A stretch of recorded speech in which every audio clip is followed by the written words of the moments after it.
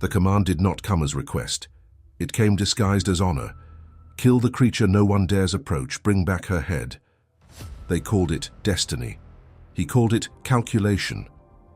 Perseus understood immediately that this was not glory. It was disposal. Send the young warrior toward the monster and let fate decide. He did not protest. He began to plan. If they intended him as sacrifice, he would return as proof of error. He did not charge blindly toward the edge of the world. He studied the story first. Men turned to stone before drawing a blade. Warriors froze mid-strike, faces locked in terror. The pattern was clear. The danger was not strength. It was sight. Perseus understood something others had ignored. You do not defeat a weapon by meeting it directly. You alter the angle. Strategy would replace bravery. The gods offered assistance, but not without motive. A mirrored shield polished to perfection, a blade forged for precision, sandals that cut distance from the earth itself. Gifts, they called them. Perseus recognized leverage. Tools ensure success, but they also bind outcome to expectation. If he survived, the gods would claim orchestration. If he failed, they would claim inevitability. He accepted the tools anyway. Control lies in execution, not in origin. He traveled to the edge of maps where the air felt older and silence carried weight. The path toward Medusa's lair was not marked by battle cries, but by statues. Warriors frozen mid-motion, faces twisted in final realization. Stone preserved their mistake permanently. Perseus did not stare long. Every statue was instruction. Look directly and you become part of the warning. He lowered his gaze and let reflection guide him instead. The entrance to her lair was quiet, unnaturally so. No wind, no birds, no shifting sand. Only stillness, thick enough to feel deliberate. Perseus adjusted the shield before stepping inside. He would not grant her the advantage of eye contact. Every movement became calculated geometry. Angle, distance, timing. He did not need to see her directly to know she was near. Fear belonged to those who reacted. He intended to act first. Inside, the air felt heavier, almost resistant to breath. Stone figures stood scattered across the cavern floor, some half-formed, as if transformation had interrupted motion mid-scream. Perseus did not allow imagination to fill gaps. He focused on reflection. The polished shield revealed fragments of movement without granting full exposure. A silhouette shifted between pillars. Snakes writhed where hair should have fallen. He adjusted his stance and narrowed the angle. He did not hear her approach. He sensed it in the shift of reflected light across bronze. The shield trembled slightly as the image sharpened. A face that should not be seen directly. Eyes that weaponized attention itself. Perseus steadied his breathing. Panic fractures timing. Timing determines survival. He moved only when her reflection aligned within the arc of his blade. Strategy demanded patience measured in heartbeats. The strike had to be singular. No hesitation, no correction. Perseus lunged without lifting his eyes, blade guided entirely by reflection. Metal cut air, then resistance. A violent hiss split the cavern as motion collapsed. He did not look up. He stepped back first, shield raised, prepared for miscalculation. Only when silence returned did he confirm through bronze what his blade had achieved. The reflection showed a body falling without gaze. He secured the head without granting it direct sight. Even severed, it retained power. The snakes continued to writhe, the expression frozen between fury and disbelief. Perseus wrapped it carefully, aware that victory without control becomes disaster. The cavern remained silent, but the statues did not soften. They stood as reminder that error here had been instant and permanent. He had not defeated her with strength. He had defeated exposure. He did not linger to admire what he had done. Admiration invites distraction. With the head secured and the shield lowered only slightly, he exited the cavern without turning his gaze. The sandals carried him across distance quickly, but speed was secondary to precision. Behind him lay stone warnings. Before him waited those who believed he would not return. Perseus had entered as expendable. He would reappear as leverage. The sky felt different once he cleared the edge of her domain. Lighter but not forgiving. He understood that survival was only the first layer of consequence. The head he carried was not trophy. It was currency. Currency powerful enough to alter balance between kings and gods alike. Those who sent him had expected resolution. They had not expected advantage. Perseus now possessed something far more dangerous than glory: proof. When he returned, they did not cheer immediately. They studied him first, searching for fracture. None appeared.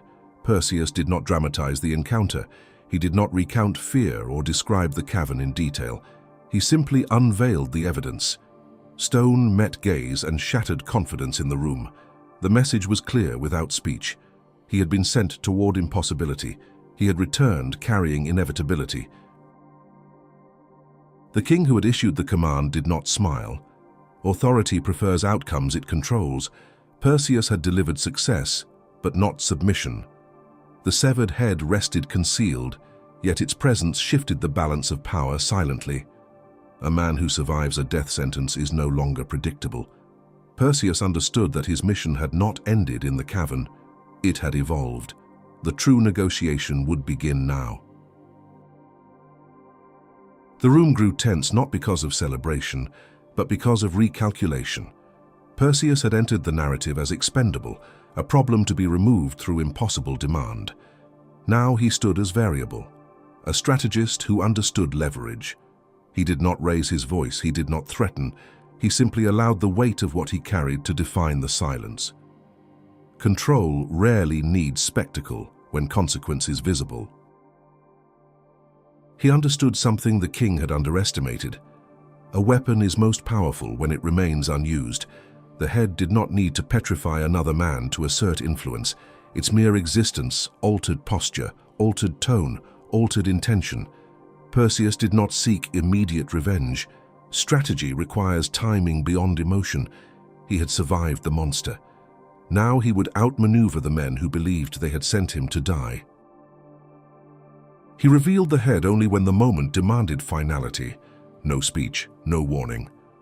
Bronze lifted slightly, fabric pulled back, and stone answered arrogance. The king did not fall screaming. He froze mid-command, authority preserved in permanent silence. Perseus did not watch long. The act was not rage, it was correction. Those who manipulate risk must be prepared to face consequence.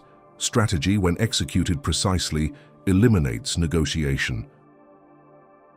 Power shifted instantly. What had been command became caution.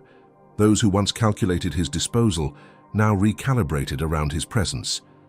Perseus did not celebrate the transformation. Celebration dulls awareness. He understood that possession of such a weapon invites scrutiny from forces beyond kings. The gods had equipped him for a purpose. They had not expected autonomy. Autonomy, however, is what survival had granted him.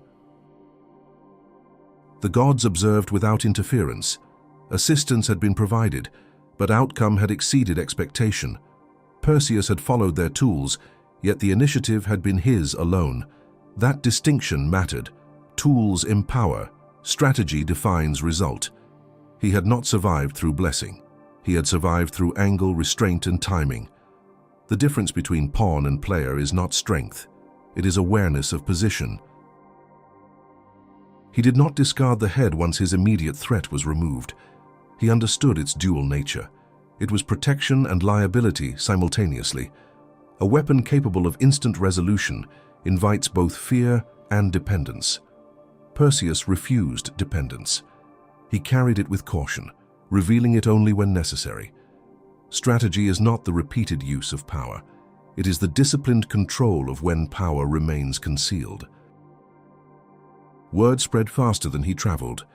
The man who faced Medusa without meeting her gaze had returned untouched. Stories exaggerated, but the core remained intact. He had solved an impossible equation through calculation rather than force. That distinction unsettled warriors more than any display of brute strength. Strength can be challenged. Intelligence, when paired with restraint, is far more difficult to predict. Perseus had become precisely that. He began to see the mission differently in retrospect. It had not been only about killing a monster. It had been about testing whether he would rely on courage or calculation. Many before him had trusted courage and become statues. Perseus chose reflection instead of reaction. That single adjustment separated him from stone permanence. Strategy does not eliminate danger. It reorganizes it into manageable angles. He understood that Medusa herself had once been human. That detail altered nothing about the necessity of the strike, but it sharpened the complexity of victory. Monsters are rarely born without cause, yet cause does not neutralize consequence. Perseus did not justify the act. He contextualized it. Survival had required precision, not emotion. In that cavern, hesitation would have honored sympathy and secured death instead. He came to realize that fear had never been the true obstacle. Exposure was. Every warrior who entered that cavern believed bravery would suffice. They failed because they mistook confrontation for strategy. Perseus never attempted to overpower her gaze. He denied it access. Denial can be more effective than dominance. That principle extended beyond monsters. It applied to kings, to expectations, and even to the gods who observed him. The severed head became symbol beyond its immediate power. It represented the refusal to engage on the enemy's chosen terms. Medusa's strength depended on direct sight. Perseus altered the geometry entirely. By shifting the angle, he neutralized inevitability. That lesson extended into every conflict that followed. Control is not gained by matching force with force. It is gained by redefining the field before force is applied. He understood that victory over Medusa did not make him invincible. It made him precise. Precision is more dangerous than brute dominance because it selects moments instead of reacting to them. Perseus never confused success with superiority. He recognized that every confrontation carries a hidden condition, just as the cavern had. Those who ignore the condition become statues. Those who identify it control the outcome before the strike even begins. He recognized that being used by the gods did not diminish him unless he remained unaware of it. Awareness shifts power. The mission had been framed as honor, but it was calculation from above. Perseus accepted the frame and rewrote the result. That is the difference between pawn and strategist. A pawn advances as instructed. A strategist advances while redefining the board itself. He began to measure every encounter the way he had measured the cavern. Where is the angle? Where is the exposure? What condition governs the threat? These questions replaced impulse. Impulse petrifies. Calculation preserves motion. Perseus did not become reckless with confidence. He became disciplined with awareness. That discipline ensured that Medusa would remain his greatest risk, not the last mistake he ever made. The world preferred simple narratives. Hero slays monster. King rewards hero. Story ends. Perseus understood that simplicity conceals leverage. The true outcome of the mission was not applause. It was autonomy. He had proven he could solve the unsolvable without surrendering to the angle of threat. That autonomy unsettled those who relied on predictable obedience. A man who survives manipulation becomes harder to manipulate again. He did not grow arrogant after the victory. Arrogance narrows perception, and narrow perception is how statues are made. Instead, he expanded his awareness. The same principle that defeated Medusa could expose him if reversed. Any threat that forces direct confrontation without adjustment becomes fatal. Perseus never forgot that the cavern had demanded reflection. Reflection remained his discipline long after the monster fell. He understood that the mission had always contained two layers. The visible task was to remove a monster.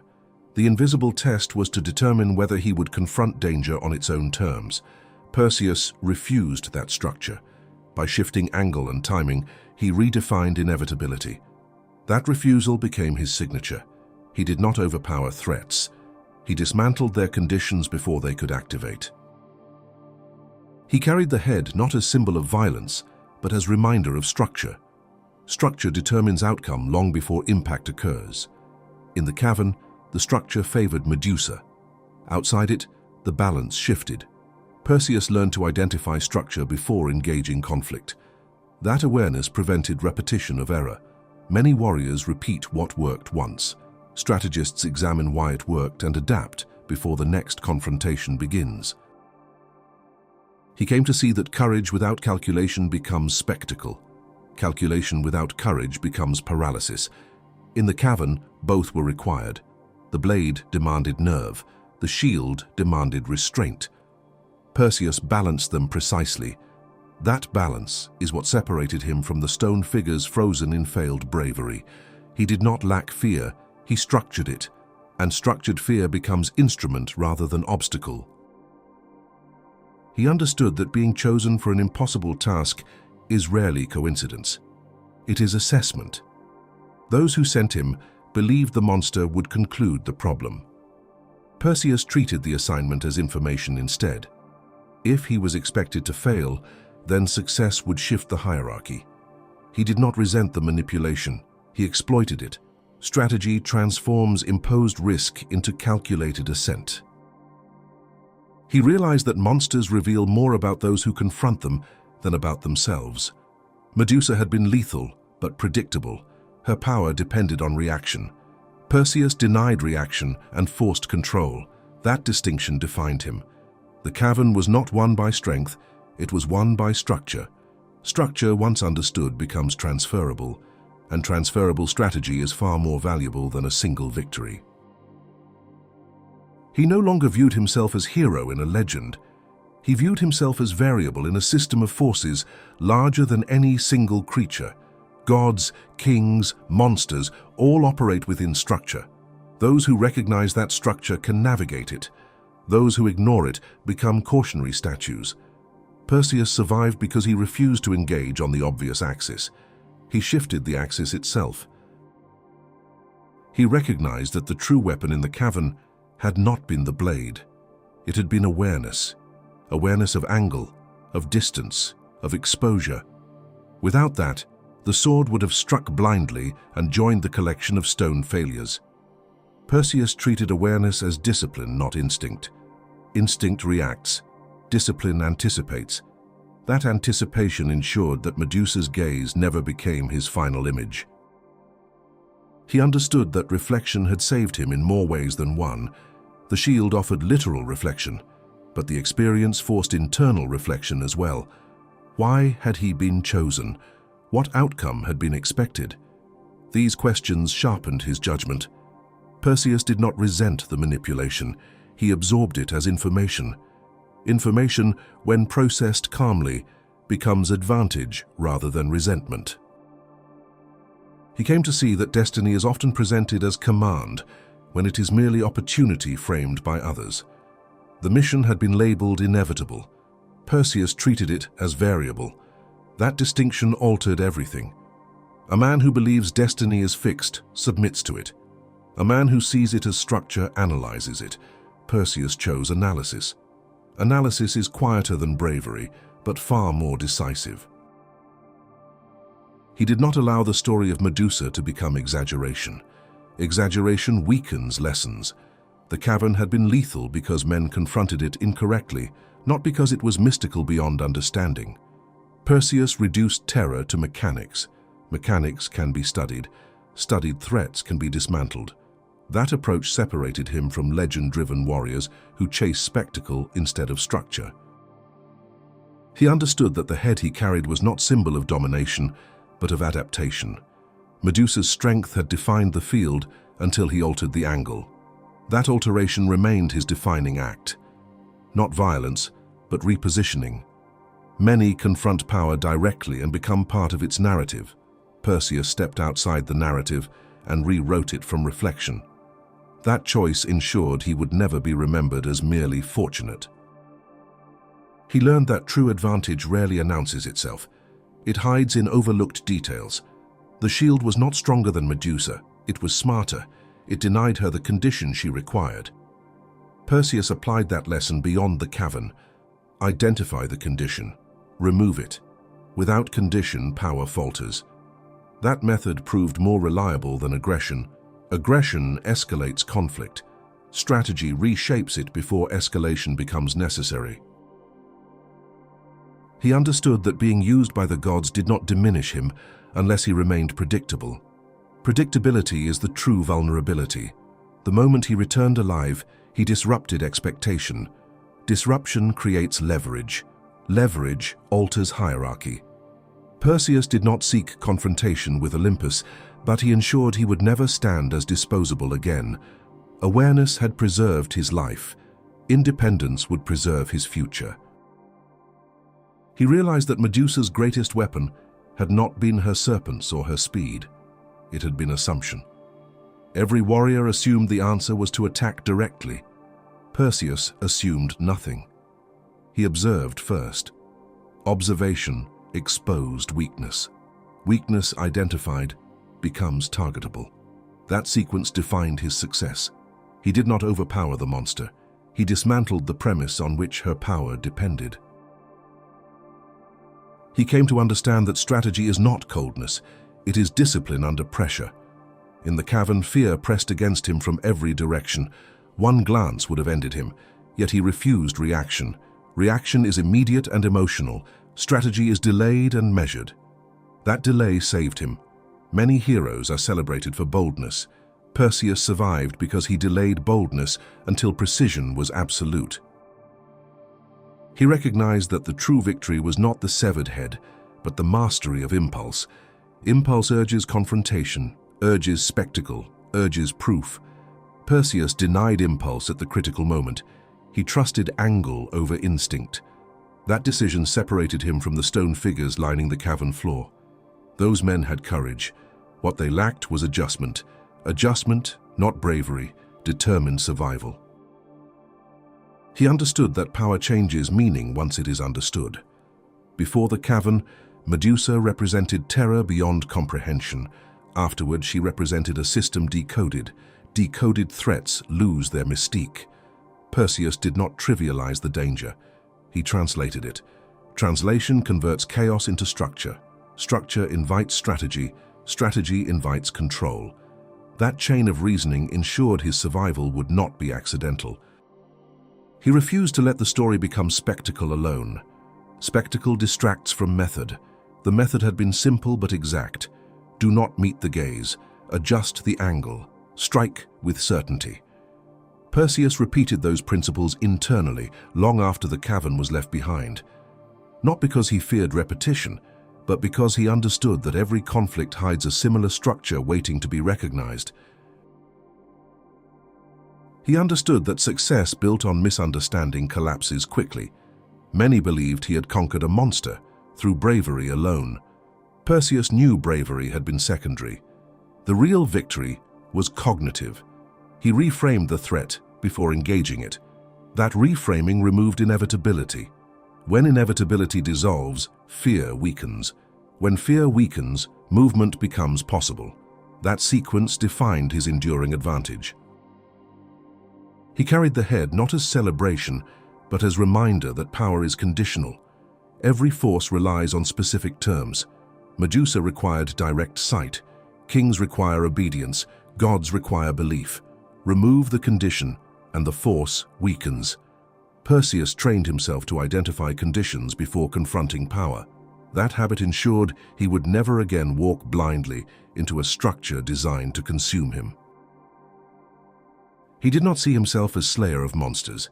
He saw himself as interpreter of systems. Systems appear overwhelming when misunderstood. Once decoded, they can be redirected. The cavern had been system. The court had been system. Even Olympus operated within structure. Perseus survived because he studied structure instead of resisting it blindly. Resistance alone petrifies. Understanding alters trajectory. He understood that reflection is not weakness. It is distance from danger. In the cavern, distance had been literal, created through polished bronze. In life beyond it, distance became analytical. He rarely engaged directly without first identifying the governing condition. That practice preserved him. Many heroes rush forward and become legend quickly. Perseus advanced only after redefining the field itself.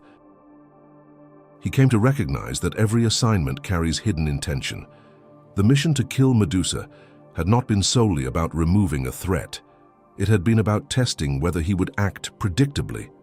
Perseus disrupted predictability. That disruption unsettled those who prefer outcomes they can script. A strategist who survives manipulation becomes difficult to position, and difficulty reshapes hierarchy quietly.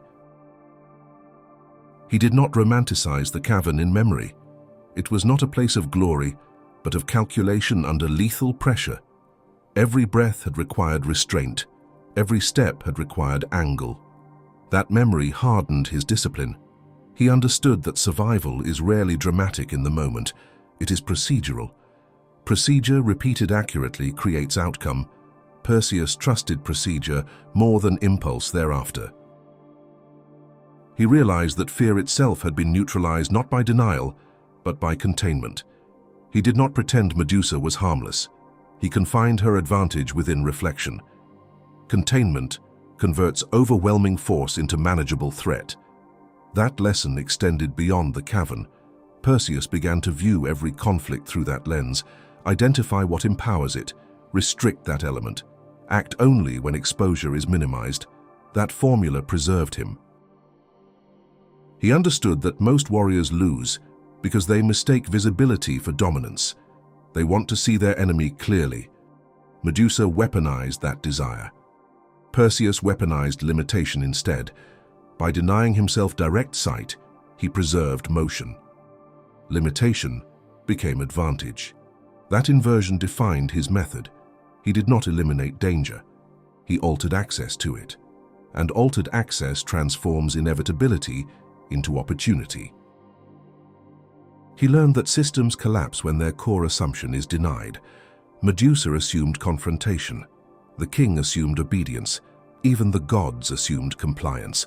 Perseus quietly denied each assumption in turn. That denial required restraint more than aggression. Aggression feeds expectation. Restraint disrupts it. In that disruption, he found autonomy, and autonomy ensured he would never again be positioned as expendable. He came to see that victory is often misunderstood as domination. For him, it was recalibration. The cavern recalibrated fear. The court recalibrated authority. Each encounter refined his perception of structure. Perseus did not grow louder with success. He grew sharper. Sharpness is quieter than spectacle, but far more durable. Spectacle fades quickly. Structure, once understood, continues to guide long after applause dissolves. He recognized that Medusa's fall was not the end of danger, but proof that danger can be studied. Studied threats lose mystique and reveal mechanics. Mechanics can be adjusted. Perseus did not rely on divine favor after that. He relied on analysis. Analysis allowed him to approach future risks without surrendering to panic. Panic petrifies. Analysis preserves motion. That distinction ensured his legend would be rooted in method, not miracle. He understood that being used as instrument does not define a man unless he accepts the role entirely. Perseus accepted the mission, but not the narrative attached to it. He would not remain the expendable hero who fulfilled expectation. By surviving and redefining the outcome, he altered perception permanently. Altered perception shifts balance quietly. Quiet shifts often endure longer than loud victories. He did not boast of slaying Medusa. Boasting reduces complexity to spectacle. Instead, he allowed the result to speak. Stone does not exaggerate. It testifies. The statues in the cavern remained as record of failed confrontation. His survival remained as record of adjusted approach. That contrast defined him more than any crown could. Perseus had not been the strongest. He had been the most deliberate. He recognized that every future threat would carry its own version of Medusa's gaze, a condition that punishes direct engagement, a rule hidden within spectacle. Perseus trained himself to search for that rule before acting. That discipline separated survival from accident. Many warriors live by momentum. Perseus lived by calibration. Calibration adjusts force to structure, ensuring that power is never applied blindly. He understood that monsters endure because they exploit predictable reactions. Medusa expected fear or defiance. She received neither. Perseus offered calculation instead. Calculation disrupted her certainty. Certainty is the foundation of dominance. Once shaken, dominance weakens. That lesson extended beyond the cavern. Whenever authority relied on unquestioned structure, he examined the angle. Examination precedes disruption. Disruption precedes change. He came to accept that his survival had unsettled Olympus more than it impressed it. Gods prefer devotion, not independence. Perseus had followed instruction, yet he had not remained predictable. That unpredictability altered the dynamic subtly. He was no longer merely recipient of favor. He was strategist within their design, and strategists are harder to position than obedient heroes. He recognized that reflection is more than surface image. It is perspective without exposure. In the cavern, perspective preserved him. In life beyond it, perspective shielded him from manipulation. Perseus cultivated distance before decision. Distance reveals structure. Structure reveals weakness. Weakness invites precision. That sequence became his discipline. Without it, even the strongest fall to assumptions they never examined. He did not confuse divine assistance with divine ownership. The shield, the blade, the sandals were instruments, not destiny. Destiny is often attributed after outcome. Perseus understood that tools do not guarantee survival. Execution does. Execution, shaped by analysis, transforms borrowed power into personal leverage. That distinction allowed him to move forward without surrendering autonomy to those who had armed him. He learned that survival achieved through calculation creates responsibility. Responsibility to maintain clarity under pressure. The cavern had demanded absolute precision. That standard did not relax afterward. Perseus refused complacency. Complacency invites exposure. Exposure invites repetition of error. He had avoided becoming stone once. He would not risk metaphorical petrification through arrogance. He understood that legends often inflate simplicity into destiny. In truth, the cavern had been sequence. Observe, adjust, strike, secure, exit. Each step dependent on the one before it. Perseus valued sequence more than spectacle. Sequence ensures continuity. Spectacle demands reaction.